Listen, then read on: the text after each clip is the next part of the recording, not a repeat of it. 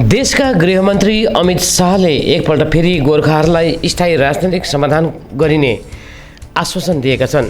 उनले आज 5 मईका दिन सिलगढी एनजेपी नजिक आयोजित एउटा जनसभालाई सम्बोधन गर्ने क्रममा संविधान अन्तर्गत गोर्खाहरूको स्थायी राजनैतिक समाधान खोजी निकालिने आश्वासन दिएका छन्। उनले आफ्नो सम्बोधनको अन्तिममा गोर्खाहरूको प्रसङ्ग निकाल्दै भने, दिदीले हमेसा गोर्खाहरूलाई धोका दिएकी छिन्। आज म गोर्खा भाइहरूको निम्ति भन्नु आएको छु कि यदि कुनै एउटा पार्टी छ जसले गोर्खाहरूको हितको बारेमा सोच्छ भने त्यो केवल भारतीय जनता पार्टी हो। मैले भनेको छु कि संविधानको मर्यादाभित्र रहेर सम्पूर्ण समस्याहरूको स्थायी राजनैतिक समाधान खोजी निकालिनेछ। गोरखा भाइयों बहनों को भी दीदी हमेशा भूलना। मैं आज मेरे गोरखा भाइयों बहनों को कहने आया हूं, अगर कोई एक पार्टी है जो गोरखाओं के हित में सोचती है तो केवल और केवल भारतीय जनता पार्टी। हमने कहा है कि संविधान की मर्यादाओं के तहत सारी समस्याओं का स्थायी राजनीतिक समाधान ढूंढ लिया जाए। गृहमन्त्रीले जिटिए चुनावको पनि कडा विरोध गर्दै भने, दिदी जिटिए चुनावद्वारा गोर्खाहरूको समस्याहरूको समाधान हुनेवाला छैन, तपाईँ बुझेर राख्नुहोस्। दीदी जिटिए चुनाव से गोरखाओं की समस्याओं का समाधान नहीं होने वाला है, आप समझ कर रखिए। यसरी नै गृहमन्त्री अमित शाहले आफ्नो सम्बोधनको क्रममा सिएए कानुन हिजो वास्तविक थियो, आज वास्तविक छ अनि भोलि पनि वास्तविक रहनेछ भन्दै जसै कोरोनाको लहर समाप्त भएर जानेछ त्यो कानुन लागू गरिनेछ भनी स्पष्ट भनेका छन्। मैं आपको स्पष्टता कर जाता हूं, तृणमूल कांग्रेस सीएए के बारे में फाय फैला रही है कि सीएए जमीन पर लागू नहीं होगा। मैं आज कहकर जाता हूं, कोरोना की लहर समाप्त होते ही सीएए को हम जमीन पर उतारेंगे और हमारे भाइयों को नागरिकता देंगे। उनका दीदी आपको यही चाहती हो कि घुसपैठ चलती रहे और बंगाल से जो शरणार्थी आए हैं उनको नागरिकता न मिले, मगर कान खोलकर तृणमूल वाले सुन ले, सीए वास्तविकता था, वास्तविकता है और वास्तविकता रहने वाला। सुन्नुहोस् गृहमन्त्री अमित शाहको सम्पूर्ण भाषण। এবার আমি মাননীয় গৃহমন্ত্রী অমিত শাহজিকে অনুরোধ করব তার মূল্যবান বক্তব্য রাখার জন্য।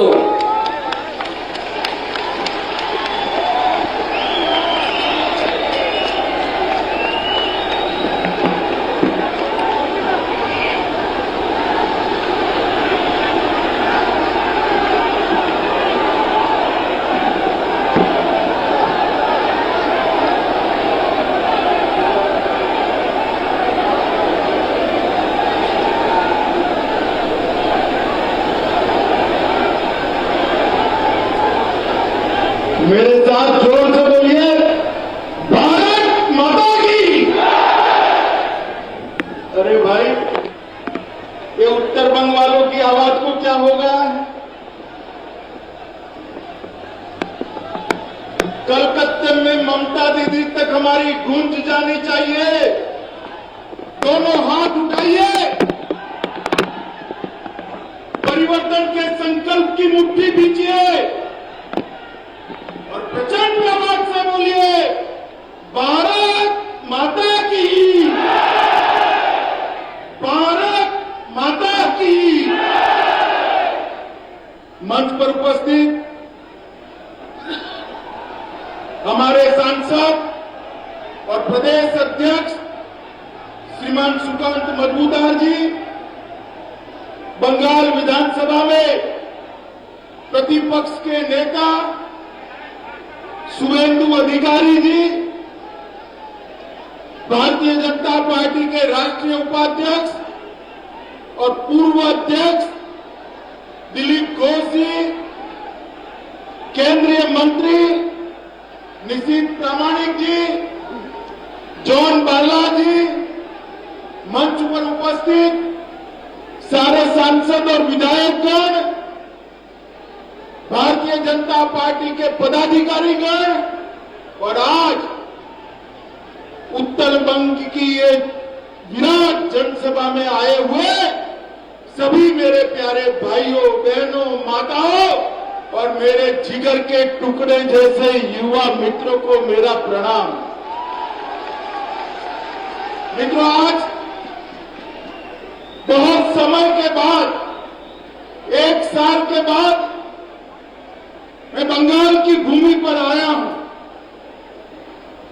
क्यों 1 साल के बाद आया, बाद में बताता हूं मैं, मगर जब यहां पर आया हूं तब रामकृष्ण परमहंस, स्वामी विवेकानंद, गुरुवर टैगोर, ईश्वर चंद्र विद्यासागर, नेताजी सुभाष चंद्र बोस, श्यामा प्रसाद मुखर्जी, खुदीराम बोस, बंकिम बाबू, चैतन्य महाप्रभु, श्री अरविंद, ये सभी की ये पवित्र बंगाल की भूमि को मैं प्रणाम कर कर मेरी बात की शुरुआत करना चाहता हूं।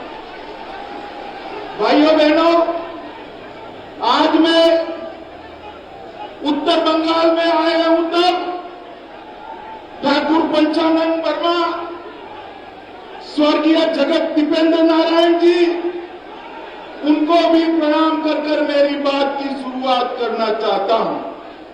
मित्रों, उत्तर बंग की ये भूमि आनंदमय भट्टाचार्य, देवेश रॉय, श्रीमती मंटू घोष, लुई बैंक्स, फकत बहादुर बुढ़ापीर थी और श्रीमान गंभीर नेपाली की भूमि है।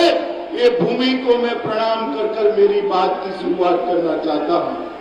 मित्रों, आज जब मैं आया हूं तब सबसे पहले उत्तर बंग और पूरे बंगाल की जनता का बहुत बहुत धन्यवाद करना चाहता हूं। मित्रों, हृदय से धन्यवाद करना चाहता हूं, क्योंकि जब चुनाव में, विधानसभा चुनाव में जब हम मैदान में उतरे तब हमारे पास 3 सीटें थी, सिर्फ 3 सीटें। आप लोगों ने भारतीय जनता पार्टी को 3 से बढ़ाकर 77 सीटों का विजय दिलाया। इसके लिए बंगाल की जनता का मैं धन्यवाद करना चाहता हूं। भारतीय जनता पार्टी को विधानसभा चुनाव में 2,88,00,000, मैं फिर से बोलना चाहता हूं, 2,28,00,000 वोट देकर आपने गांव-गांव में भारतीय जनता पार्टी को मजबूत किया है।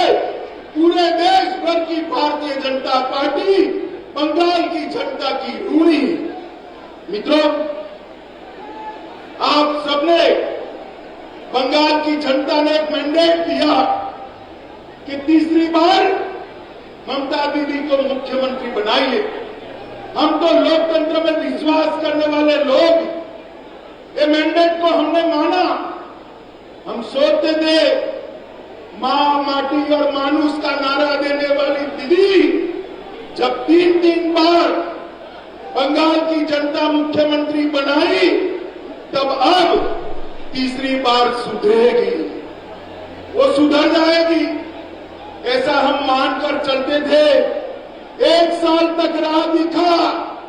बंगाल के लोगों, बताइए, आज बंगाल के अंदर अत्याचार कम हुआ है क्या? जोर से बोले, हुआ है क्या? कटमनी बंद हुआ है क्या? भ्रष्टाचार बंद हुआ है क्या? सिंडिकेट का राज बंद हुआ है क्या? भाजपा के कार्यकर्ताओं की हत्या बंद हुई है क्या? ममता दीदी, 3 बार आपको चुनाने के बाद भी आप नहीं सुधर रही है, आप ये मत सोचना कि भाजपा वाले लड़ेंगे नहीं। मैं आज यहां उत्तर बंग की भूमि पर कहकर जाता हूं, जब तक आप बंगाल की जनता पर अत्याचार, भ्रष्टाचार, कटमनी और सिंडिकेट का राज समाप्त नहीं करेगी, भारतीय जनता पार्टी आपके खिलाफ अपनी लड़ाई चालू रखेगी और उसको परिणाम तक हम पहुंचाएंगे। आप क्या सोचते हो कि बंगाल के गरीबों का अधिकार आप लूटोगे और भारतीय जनता पार्टी चुप रहेगी? संभव ही नहीं। हम तो मोदी जी के नेतृत्व में सोनार बांग्ला का स्वप्न लेकर बंगाल के अंदर निकले।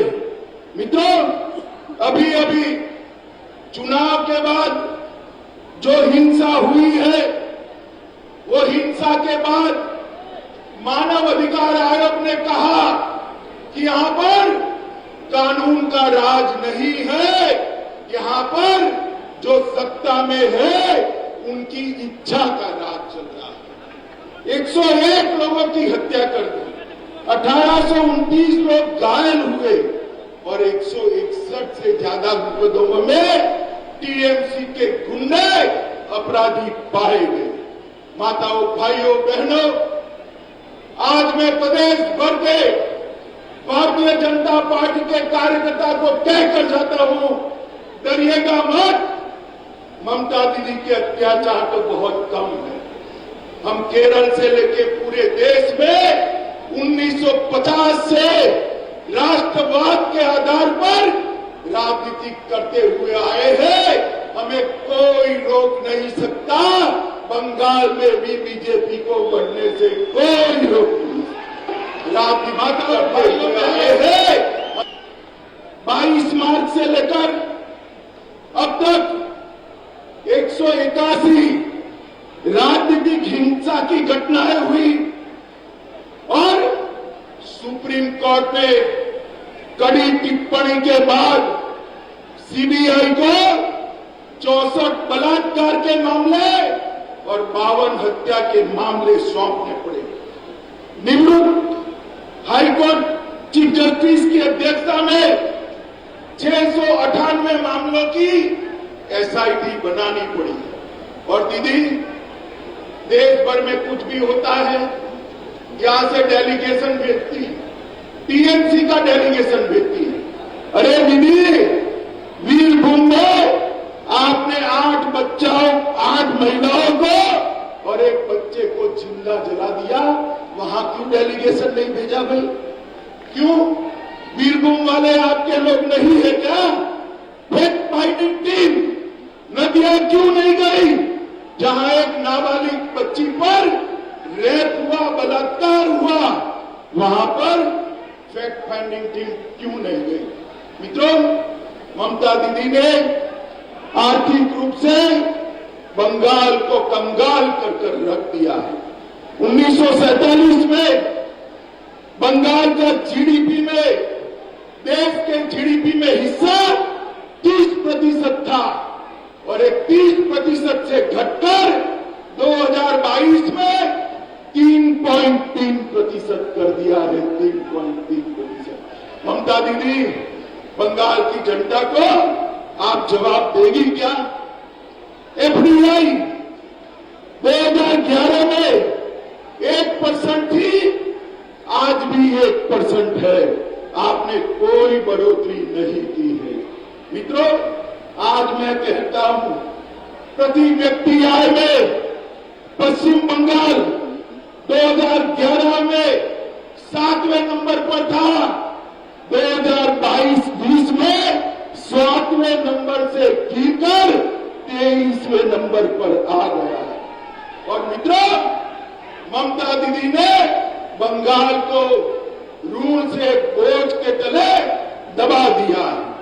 वेस्ट बंगाल का कुल खर्च 2011 में 1.9 लाख करोड़ था, 2022 में 9 लाख करोड़ से बढ़कर 5.5 लाख करोड़ करने का काम ममता दीदी ने किया है। मित्रों, मैं आज आप सबको कहना चाहता हूं कि बंगाल के अंदर टोल मनी भाई हो गया, आप नारे मत लगाइए, आप नारे मत लगाइए, भाजपा के कार्यकर्ता नारे मत लगाइए भैया।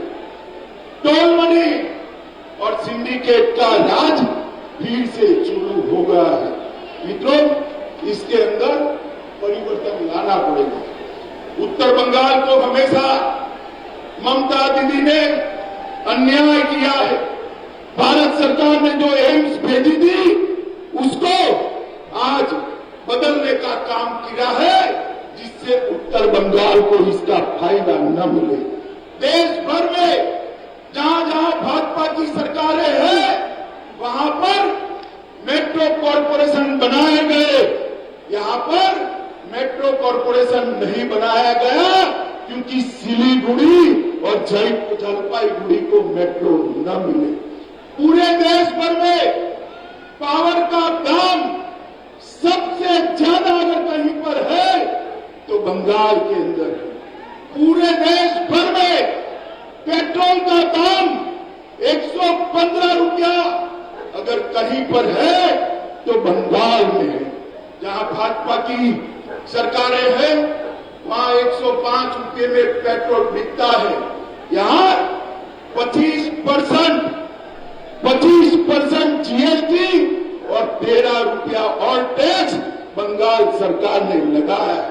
मित्रों, आज भी पूरे बंगाल के गरीबों को आयुष्मान भारत योजना का फायदा नहीं है। मुझे बताओ भाइयों बहनों, 5 लाख रुपया बंगाल के हर गरीब को मिल सकता है।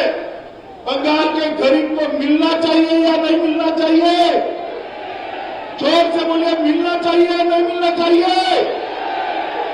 ममता दीदी मोदी जी की लोकप्रियता से डरकर आयुष्मान भारत योजना बंगाल में लागू नहीं करेगी और किसान सम्मान निधि भी 5 साल के बाद भेजने का काम किया है। मित्रों, आज मैं उत्तर बंगाल में आया हूं, मैं आपको स्पष्टता कर जाता हूं। तृणमूल कांग्रेस सीएए के बारे में अफवाहें फैला रही है कि सीएए जमीन पर लागू नहीं होगा। मैं आज कहकर जाता हूं, कोरोना की लहर समाप्त होते ही सीएए को हम जमीन पर उतारेंगे और हमारे भाइयों को नागरिकता देंगे। ममता दीदी, आपको यही चाहती हो कि घुसपैठ चलती रहे और बंगाल से जो शरणार्थी आए हैं उनको नागरिकता न मिले, मगर कान खोलकर तृणमूल वाले सुन ले, सीएए वास्तविकता था, वास्तविकता है और वास्तविकता रहने वाला। इसमें आप कुछ नहीं बदल सकते हो। माताओं, भाइयों, बहनों, ये नॉर्थ बंगाल हमारा पूरे उत्तर पूर्व से जोड़ने वाला प्रवेश द्वार है। यहां पर बंगाली, गोरखा, राजवंशी, आदिवासी, कोच, मेचे, राभा, टोटो और हिंदी भाषी सब एक दूध में जैसे शक्कर मिल जाती है, इस तरह से रहते हैं। टीएमसी इसमें भेद कराना चाहती है। मैं आपको बताता हूं, इसमें कोई भेद नहीं। और ममता दीदी, आपकी पार्टी उत्तर बंगाल की जनसांख्यिकी को बदलना चाहती है, यहां पर बहुलता बदलना चाहती है। हम बदलने नहीं देंगे, घुसपैठ को होने नहीं देंगे, आप समझ कर चलिए। मित्रों, अब चाय बागान के मालिकों को जमीन देने के लिए उनके पास कानून है, परंतु गरीब मजदूरों को पर्चा पट्टा का अधिकार नहीं देना। वह जल जीवन मिशन सिर्फ 19% खर्च किया। उत्तर बंगाल में एक भी बड़ा उद्योग नहीं लाए। राजवंशी, आदिवासी और गोरखा भाइयों के लिए आपने बटालियन बनाने का वादा किया था ममता दीदी, क्या हुआ? जरा हिसाब मेरे राजवंशी और गोरखा भाइयों को दीजिए। माताओं, भाइयों, बहनों, तृणमूल कांग्रेस की एक सोची समझी बोलकर गुम जाने की आदत रही। अब सब लोग इससे जानते हैं। मोदी जी ने देश भर में 80 करोड़ लोगों को, मेरे साथ जोर से ताली बजाकर स्वागत करना, मोदी जी ने देश भर में 80 करोड़ लोगों को 2 साल से 5 किलो अनाज प्रति माह प्रति व्यक्ति फ्री ऑफ कॉस्ट। और ममता दीदी मोदी जी के भेजे हुए थैलों पर अपना फोटो चिपका रही है। बंगाल वाले नहीं जानते हुए थे। मुझे बताओ, बंगाल के भाइयों बहनों, टीका फ्री ऑफ कॉस्ट किसने दिया? जोर से बोलो, मोदी जी ने दिया या दीदी ने दिया? जोर से बोलो, किसने दिया? और जोर से बोलो, किसने दिया? हर गरीब को 5 किलो अनाज मुफ्त में किसने दिया? जोर से बोलो, किसने दिया? उत्तर बंगाल को 4 लेन एलिवेटेड कॉरिडोर देने का काम भी मोदी जी ने दिया है। कोरोनेशन ब्रिज 1100 करोड़ के खर्चे से बनने जा रहा है। हवाई अड्डा बागडोगरा का 1300 करोड़ के खर्चे से उसका आधुनिकीकरण हो रहा है। नेशनल हाईवे 10 को 800 करोड़ रुपए के खर्चे से नया बनाने का काम चल रहा है। गोरखपुर से सिलीगुड़ी तक, ध्यान से सुनना, गोरखपुर से सिलीगुड़ी तक 30,000 करोड़ रुपया के खर्चे से 542 किलोमीटर का रोड बनने की शुरुआत हुई। सेवक रंगपुर रेल लाइन हमने शुरू किया है और इंटीग्रेटेड चेक पोस्ट भी बनाया है। मित्रों, न्यू जलपाईगुड़ी रेलवे स्टेशन का विकास 350 करोड़ रुपया से भारतीय जनता पार्टी की सरकार करने वाली है। और पूरे बंगाल में लगभग 4,000 करोड़, 4,400 किलोमीटर रेलवे 55,000 करोड़ के खर्चे से मोदी जी ने बनाना शुरू किया है। पर्यटन एक्टिविटी के लिए पर्वतमाला योजना के तहत ये राजू यहां बैठा है, राजू जोर से ताली बजाना, दार्जिलिंग को इसमें कवर कर दार्जिलिंग के पर्यटन को बढ़ावा देने की बात की। तो गोरखा भाइयों बहनों को भी दीदी हमेशा गुमराह कर। मैं आज मेरे गोरखा भाइयों बहनों को कहने आया हूं, अगर कोई एक पार्टी है जो गोरखाओं के हित में सोचती है तो केवल और केवल भारतीय जनता पार्टी। हमने कहा है कि संविधान की मर्यादाओं के तहत सारी समस्याओं का स्थायी राजनीतिक समाधान ढूंढ लिया जाएगा। दीदी, जीटीए चुनाव से गोरखाओं की समस्याओं का समाधान नहीं होने वाला है, आप समझ कर रखिए। माताओं, भाइयों, बहनों, मैं आज समग्र इस बड़ी रैली के माध्यम से इसके बाहर भी हजारों लोग रोड पर खड़े हैं। इस बड़ी रैली के माध्यम से कहने आया हूं, ममता दीदी के कटमनी के खिलाफ, सिंडिकेट के खिलाफ, अत्याचार के खिलाफ, भ्रष्टाचार के खिलाफ, गुंडागर्दी के खिलाफ और राजनीतिक हत्याओं के खिलाफ भारतीय जनता पार्टी की लड़ाई चालू है। भारतीय जनता पार्टी तब तक चैन से नहीं बैठ सकती जब तक टीएमसी के अत्याचारी शासन को हम उखाड़ कर फेंक नहीं देते। भाइयों बहनों, 1 साल का मौका दिया था उनको, 1 साल का सुधर जाइए। मगर नहीं सुधरे, सातवें आसमान पर रहते हैं।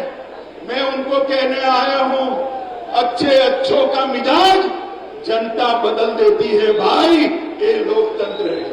बदल सकते हो या नहीं बदल सकते हो आप? जोर से बोलो, बदल सकते हो या नहीं बदल सकते हो? भाइयों बहनों, भारतीय जनता पार्टी ये महान पश्चिम बंगाल के अंदर फिर से एक बार लोकतंत्र प्रस्थापित हो, इसके लिए सब कुछ करेगी। इसका वादा देकर मेरी बात को समाप्त करता हूं। मेरे साथ दोनों हाथ उठाइए, दोनों हाथ उठाइए, मजबूती से लड़ने के संकल्प के साथ मुट्ठी भींचिए और प्रचंड आवाज से बोलिए,